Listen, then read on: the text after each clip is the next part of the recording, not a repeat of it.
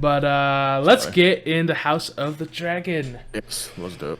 I'm so excited. I wanted to do this with you yesterday. I wanted it on Sunday. Oh, Sunday, yeah. But We need to do that. We need to do this the night of. I know. Yeah. We had some family come over and stuff, so it was difficult. But yeah. But like one of the things I love about this podcast is that, or show, whatever we're gonna call this, is I love that I don't talk to you at all. Because you always give me little snippets of what you feel like. Because you said you have one big major flaw in the episode or something, yeah. And so I'm really excited to hear that. Yeah.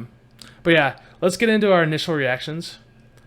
What did you feel coming off it? With no spoilers as well. No, it was very good. I thought they did such a good job with setting the background of it, the main story, the background, the history. Mm-hmm. It was really quick, but it did it perfectly. It did it justice. It explained it. It was good. Boom. You got to the point, and then it got straight into the story. I was getting total Lord of the Rings vibes. Were you? Yes. That was my number. Yeah. That was my number one note. I just felt like it was Galadriel saying, yeah, seriously, talking to us. Yeah, it was cool though. I love the way they did that. Yep. Explained how many years, the reign of the Targaryens, and it was cool. And I'm glad they were able to connect it back to Game of Thrones by showing us, the time frame between Daenerys as well. And I loved how easy they made it for every person on the planet to get that it was 172 years before Daenerys. Yeah.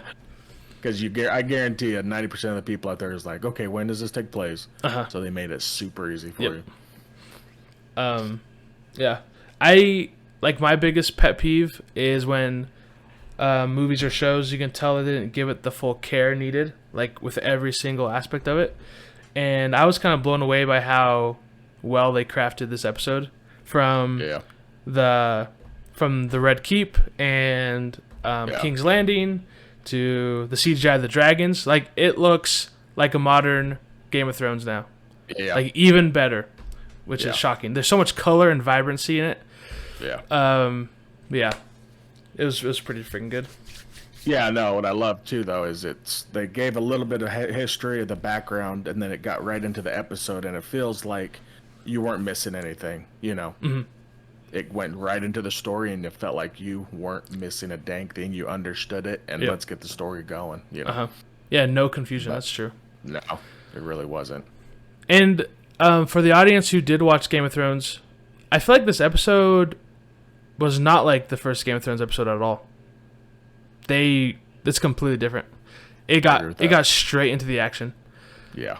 And not that I find one or the other better in terms of like a slower paced starting to like the fast paced, but with this it was very different.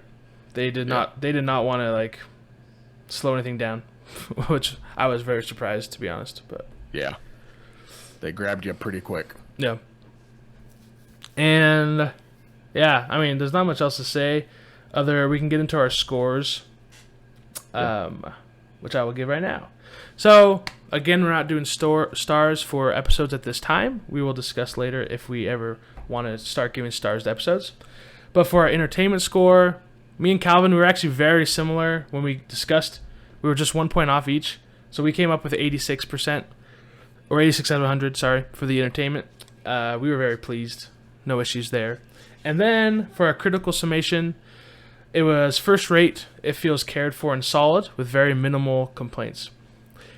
Do you have anything to add to that? Because no, that's perfect. I feel like it gives. First episode, it was solid. It really was. But yeah, There's very, very few things to really complain about, honestly. But like throughout it, I never felt like 90 was in my head, right? Either for you. Either? No. And it's just hard for a pilot to do that because you don't have the character backgrounds or the feelings yet. Yeah, you're still building character backgrounds and all that. The feelings you get for these characters later on. Yeah. But yeah, it's weird.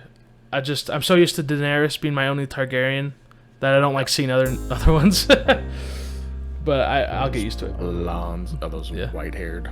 Oh yeah. So yeah, let's spoil this.